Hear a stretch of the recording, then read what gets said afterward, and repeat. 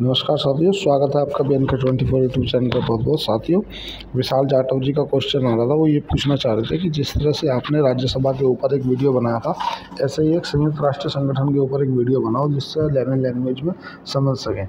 तो साथियों, बात कर लेते हैं संयुक्त राष्ट्र संगठन यानी कि यूएनओ की। यूएनओ की जो स्थापना है साथियों, 24 अक्टूबर 1945 को हुई थी।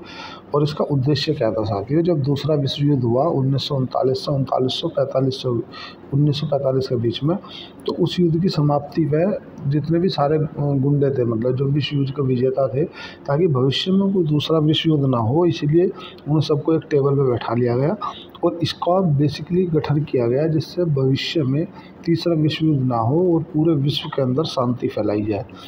अब ये तो होगी बात। अब बात करते हैं इसके हिस्से कितने हैं। तो साथियों, जो यूएनओ है ना, यूएनओ के 6 हिस्से हैं। 6 कौन कौन से? एक तो है तुम्हारी महासभा, एक है सुरक्षा परिषद, एक है आर्थिक सामाजिक परिषद, एक है न्याय परिषद और एक है तुम्हारा अंतर्राष्ट्रीय कोर्ट, छठा है सचिवालय। ऐसे कर सके 6 इसके अलग अलग भाग हैं। अब बात कर लेते हैं थोड़ा सा उसके पहले एक से समझ लेते हैं। कभी भी भारत जो है ना, तुमने एक बात देखा नहीं होगा, इस नोटिस किया होगा कि फ़िलिस्तीन को कभी भारत सपोर्ट क्यों नहीं करता। क्योंकि फ़िलिस्तीन से जब भी कभी कश्मीर के बारे में कोई बात पूछी जाती है तो फ़िलिस्तीन क्या बोलता है कि ये भारत का इंटरनली मुद्दा है। तो अगर आप एक तरफ कश्मीर के मुद्दे पर भारत से बोलोगे कि ये भारत का पाकिस्तान का इंटरनली मुद्दा है, इसमें हम कुछ नहीं बोलते, तो फिर जब आप पिटोगे तो भारत भी यही बोलेगा। आज अगर तुम सोचते हो कि साथियों कि जो हमास है जिसने इजराइल के साथ इतना युद्ध किया और जो गाज़ा पट्टी से जिसका इतना उधम हुआ, उसके बाद भी भारत उसको टेररिस्ट क्यों नहीं मानता? क्योंकि भारत का साथियों बहुत पुराना इतिहास रहा है। इसकी आप हिस्ट्री को अगर पढ़ोगे ना तो पाओगे कि जब अजमल कसाब ने भारत का जो ताज होटल उड़ा दिया था, ओबराय होटल उड़ा दिया था, है ना, जब इसने नरसंहार किया था, तो उस समय भारत के जो तत्कालीन प्रधानमंत्री थे उन्होंने इजराइल से कहा था कि भाई साहब आप इसको अजमल कसाब को टेररिस्ट घोषित कर दो। तो इजराइल की तरफ से जो बयान आया था तो वो बयान बेहद चौंकाने वाला था। इजराइल ने कहा था कि भाई हमारा अजमल कसाब ने क्या बिगाड़ा है जो हम अजमल कसाब को टेररिस्ट बोल दें। सो आज भारत वैसा ही उसका बदला लेता। आज भी भारत हमास को कोई टेररिस्ट ग्रुप नहीं मानता। क्यों नहीं मानता साथियों? कि भाई जैसा आप किसी के साथ करोगे वैसा ही भरोगे। भारत को अजमल कसाब ने जब भारत के साथ में जो नंगा नाच किया था, तुम्हारा ताज होटल उड़ा दिया, ओबराय होटल उड़ा दिया, उस समय पर जब भारत के तत्कालीन प्रधानमंत्री ने इजराइल से कहा कि आप इसको टेररिस्ट घोषित कर दो, तो उन्होंने मना कर दिया था कि हमारा क्या बिगाड़ा उसने। तो सेम कंडीशन में भी भारत भी बोलता है कि यार देखो, उसने आपके साथ उसका विवाद है, हमारा क्या है, तो हम इसलिए उसको टेररिस्ट घोषित नहीं कर देते। यूएनओ में अगर सबसे पावरफुल संस्था है ना साथियों, जैसे 6 संस्था है, उसमें 6 में से सबसे पावरफुल संस्था है तुम्हारी सुरक्षा परिषद, जिसमें वीटो भी होता है। अब बात कर लेते हैं इसके सदस्यों की। तो जो सुरक्षा परिषद में सदस्य होते हैं, जो परमानेंट मेंबर होते हैं साथियों, वे तो होते हैं 5 जिनके पास में वीटो पावर है, और 10 होते हैं उसके पास में नॉन परमानेंट मेंबर, जिसके हर 2 साल बाद एक मेंबर बदल जाता है, जिसकी भारत 8 बार अगुवाई कर चुका है। अभी वर्तमान में पाकिस्तान उसकी अगुवाई कर रहा है। पाकिस्तान भी 8वीं बार कर रहा है ना। अब बात क्या है कि पाकिस्तान जब भी सुरक्षा परिषद की मेज़बानी करता है ना, तभी वो कश्मीर का जो मुद्दा है ना वो अलापता है। और पहले भी वो कई बार कश्मीर मुद्दे पर जनमत संग्रह कराने के लिए बोल चुका है उस समय पे। क्योंकि उस समय भारत में उतनी, ये बात कर रहा हूँ मैं 1960 की, जब कश्मीरी विवाद हुए थे उनसे पहले ही, तो कई बार अभी भी वो बोलता है कि पाकिस्तान चाहता है कि कश्मीर के अंदर जनमत संग्रह करा लिया जाए, जिससे कि ये डिसाइड हो सके कि कश्मीर भारत में रहना चाहता है या पाकिस्तान में। और चूँकि मेजॉरिटी जो पॉपुलेशन है वहाँ की मुस्लिम है, तो जाहिर सी बात है कि हो सकता है उनका पक्ष पाकिस्तान की तरफ ज़्यादा रहे। तो इसलिए उसमें हमें जब भी वीटो की कोई पावर प्रदान करता है तो वो है रूस उस पर वीटो कर देता है, बोले नहीं इसकी कोई ज़रूरत नहीं है, तो फर्जी है।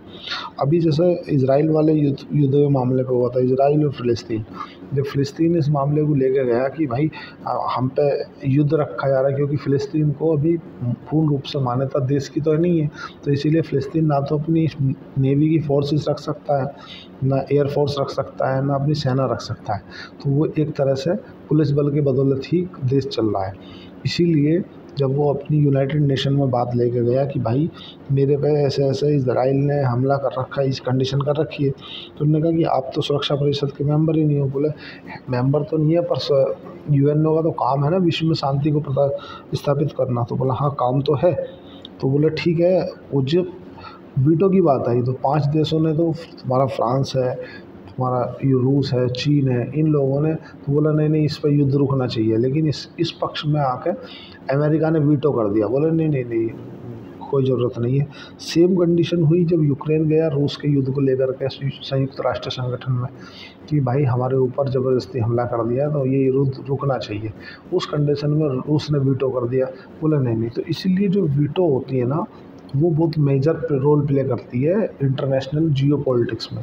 जिस देश के पास में वीटो होती है ना वही सबसे पावरफुल कंट्री मानी जाती है। 10 कंट्री हैं लेकिन वो परमानेंट मेंबर नहीं है, वो नॉन परमानेंट मेंबर है, वो हर 2 साल बाद मेंबर बदलते रहते हैं। सेम कंडीशन लागू होती है। अब जब ऐसा कर दिया तो सेम अब आगे चलते हैं। उसके आगे जो महासभा है, जिस महासभा की मैं बात कर रहा हूँ संयुक्त राष्ट्र जिसको संसद कहा जाता है, उसमें 193 देश हैं। अभी जो नया देश आया है वो आया तुम्हारा दक्षिण सूडान, जो कि तुम्हारा 11 जुलाई 2011 को बना है ना। और जो तुम्हारा इसके ज़्यादातर जो मुख्यालय है ना संयुक्त राष्ट्र संगठन के, वो न्यूयॉर्क में है। केवल जो न्यायालय का मुख्यालय है वो नीदरलैंड में है, बाकी सब जितने भी है ना वो यूएसए में है। और जो विश्व का अगर पुलिस किसे कहा जाता है, अगर तुम्हें ऐसा, मैंने एक बार मैं एग्ज़ाम दे रहा था तो एग्ज़ाम में मैंने देखा था कि विश्व की पुलिस किसे कहा जाता है, तो संयुक्त राष्ट्र सुरक्षा परिषद को विश्व की पुलिस कहा जाता है। क्योंकि यूएनओ ने एक कश्मीर के मुद्दे पे यूएनओ ने एक कमीशन का गठन किया था जिसका नाम था तुम्हारा डिफेंस कमीशन। उसने भी भारत के फेवर में ही हालांकि सपोर्ट किया था। उसने कहा था कि ये भारत का और पाकिस्तान का इंटरनेशनली मामला है, मतलब इंटरनल मामला है, इसको भारत अपने आप ही सॉलिड लेना चाहिए। लेकिन उसके बाद भी जो यूएनओ है ना वो इस चीज़ को मानता नहीं है। अब यूएनओ क्या है कि जब भारत को वीटो पावर क्यों नहीं देता जनरली, क्योंकि कुछ अगर देखा जाए कि वीटो के पीछे क्या कारण है तो 2-3 कारण ऐसे निकल के आते हैं जिसे कभी भारत मानने के लिए तैयार नहीं होता। देखो सबसे पहले तो मैं आपको एक बात बताऊं कि वीटो भारत के लिए इतना महत्वपूर्ण है भी और नहीं, दोनों ही बात है। पहली बात तो भारत जो अपना परमाणु है ना, परमाणु बम है, इस मुद्दे पर आएंगे थोड़ा सा आगे, अपने 2-3 बात को डिस्कस कर लेते हैं। तो मैं महासभा की बात कर रहा था। संयुक्त राष्ट्र महासभा में 19 मेंबर होते हैं और 193 देश होते हैं। फिर आते हैं तुम्हारे सुरक्षा परिषद। सुरक्षा परिषद में साथियों 5 तो होते हैं परमानेंट मेंबर, जो तुम्हारा रूस, फ्रांस, अमेरिका, चीन और ब्रिटेन है। और है तुम्हारे 10 नॉन परमानेंट मेंबर। और है एक है तुम्हारी आर्थिक और सामाजिक परिषद, जो कि जिसके अंदर 54 देश आते हैं। वो 54 देश उसके मेंबर होते हैं। हर 3 साल में उनके मेंबरों की बदली हो जाती है। एक इसमें साथियों न्यास परिषद था, जिसको तुम्हारा 1 नवंबर 1994 में निलंबित कर दिया गया था ये, लेकिन इसको निलंबन कर दिया गया था। और एक है तुम्हारा अंतर्राष्ट्रीय कोर्ट, जिसको इंटरनेशनल कोर्ट कहा जाता है। इंटरनेशनल कोर्ट के अपने कुछ कानून होते हैं, अपने कुछ नियम होते हैं। हालांकि चाइना इसको नहीं मानता, कई बार बोल दिया चाइना ने, बोले मैं नहीं मानता, क्या है सब। छठा है सचिवालय। सचिवालय में जैसे कौन कौन किस पद पे है, वो कहाँ बैठेगा, उसका क्या होगा। अब बात कर लेते हैं कि भारत वीटो पावर लेने के लिए 2-3 जो यूएनओ की गाइडलाइन है उसको भारत फुलफिल करता है। जैसे यूएनओ लोकतंत्र को बढ़ावा देता है। लोकतंत्र होता है, एक तानाशाही होती है, एक तुम्हारा जैसे चाइना में ऐसा होता है। तो वो लोकतंत्र का सबसे बड़ा जीता जागता उदाहरण है भारत। भारत में सबसे बड़ा लोकतंत्र है। दूसरा, भारत को ज़्यादातर अगर 90% देखा जाए ना, तो भारत के पास में ऐसी कोई वो नहीं है कि जैसे यूनाइटेड नेशन बोलता है और भारत उसका उल्लंघन करता है। क्योंकि यूनाइटेड नेशन बोलता है कि आप किसी भी आर्म का सदस्य नहीं होने चाहिए, तो भारत तो है ही नहीं। लेकिन उसने तो बिठाई उन्हें रखा जो उनका सदस्य है। भाई अमेरिका है, नाटो देश का था सदस्य है, लेकिन 37% की फंडिंग अमेरिका करता है। उसके अगेंस्ट में तुम अब आगे आ जाओ कि देखो भारत को क्यों नहीं बनाना चाहता। कि भारत को एक तो वो CTBT और एक NPT, इसको आप समझना, ये जो सबसे मेन मुद्दे हैं। एक तो है NPT और एक है CTBT। ये बोलता है कि भाई CTBT पे हस्ताक्षर करा लो।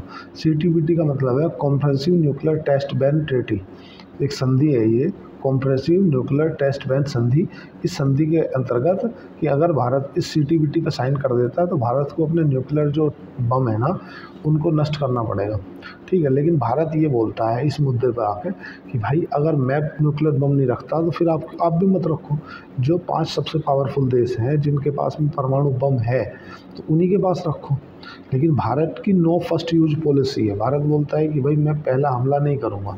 अगर किसी भी देश ने हमारे ऊपर हमला किया न्यूक्लियर बम से तो फिर भारत भी उसका जो जवाब देगा न्यूक्लियर बम से देगा, लेकिन भारत प्रथम यूज़ नहीं करेगा कभी भी। तो नो फर्स्ट यूज की पॉलिसी भारत अपनाता है और भारत हमेशा इस बात को यूनाइटेड नेशन में बोलता है कि भारत निरपेक्ष देश है एक तरह से देखा जाए तो। दूसरा एक है तुम्हारा NPT का मतलब क्या साथियों, जब आप जो परमाणु बम की जो संधि है ना वो आप किसी के साथ में शेयर नहीं करोगे, उस कैसे बनता है क्या बनता है। ये 1968 में अपनाई गई थी और जो CTBT है ये 1996 में लाई गई थी। 1996 से बाद में कि आप CTBT के अगर सदस्य हो तो आपको ये नहीं कर सकते। लेकिन भारत उस चीज़ को मानता नहीं है। भारत बोलता है कि नहीं यार, हम अगर CTBT पे साइन कर देंगे तो फिर आप भी मत रखो। जो 5 परमाणु बम संपन्न देश हैं इस पर हालांकि किसने साइन नहीं कर रखे, लगभग 193 देशों में से। ऐसे एक बार छल हो चुका है। किसके साथ हो चुका साथियों, जो तुम्हारा अफ्रीका देश है ना, साउथ अफ्रीका ने CTBT पे साइन कर दिए थे। उसके पास में जो परमाणु बम था इससे पहले तो उसने CTBT पे हस्ताक्षर कर दिए थे, तो उसका जो न्यूक्लियर बम है उसे नष्ट करा दिया गया था। और उससे बाद में जो और देश है ना वो इस चीज़ को लेकर सतर्क हो गए थे, क्योंकि अगर आपने हस्ताक्षर किए तो उसके बाद वो जो दुनिया के लीडर हैं भाई, जैसे अमेरिका ने क्या किया जापान के साथ में, पहले नागासाकी पर बम गिरा दिया, फिर हिरोशिमा पर बम गिरा दिया। भाई भारत ब्लैकमेल नहीं हो सकता, ठीक है, हम फर्स्ट यूज नहीं करेंगे। 183 देशों में से 178 देशों ने इस पर साइन कर रखे हैं, लेकिन जो 44 देश हैं साथियों वो ऐसे हैं जो इसकी अनुशंसा नहीं करते। भारत, उत्तर कोरिया और पाकिस्तान, उनने इस संधि पर साइन नहीं कर रखे। मैं उत्तर कोरिया उसी की बात कर रहा हूँ, किम जोंग जुंग की। वो कभी भी बम निकाल के किसको मारने की बात कर रहा है, वो कभी अमेरिका पे थोड़ी हमला करता है। वो तो जब भी हमला करता है वो बोलता है मैं जापान को मार दूँगा, साउथ कोरिया को मार दूँगा। क्यों? नॉर्थ कोरिया किसको बोलता है? साउथ कोरिया को बोलता है मार दूँगा, और जापान को बोलता है, क्योंकि इन दोनों की सुरक्षा USA के हाथ में है। और इनको मारेगा तो मतलब USA की बदनामी होगी। इसीलिए भारत कभी भी CTBT पे हस्ताक्षर नहीं करता कि भाई साहब मैं CTBT पे हस्ताक्षर नहीं करूँगा।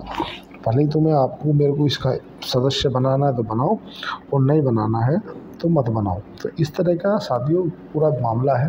अगर आपको समझ में आया हो कि भारत कभी भी फ़िलिस्तीन के मामले पे इतना खुल के सामने क्यों नहीं आता, क्योंकि फ़िलिस्तीन भी जब भारत पाकिस्तान का मामला होता है तो खुल के भारत का समर्थन नहीं करता। कभी अगर हमास को भारत टेररिस्ट क्यों नहीं घोषित करता, क्योंकि ऐसा ही इजराइल ने भी भारत के साथ में किया था। साथियों आज के लिए उम्मीद करता हूँ आप समझ पाए होंगे। कोई बात है तो कृपया कमेंट करें। आज के लिए इतना ही, धन्यवाद, थैंक यू।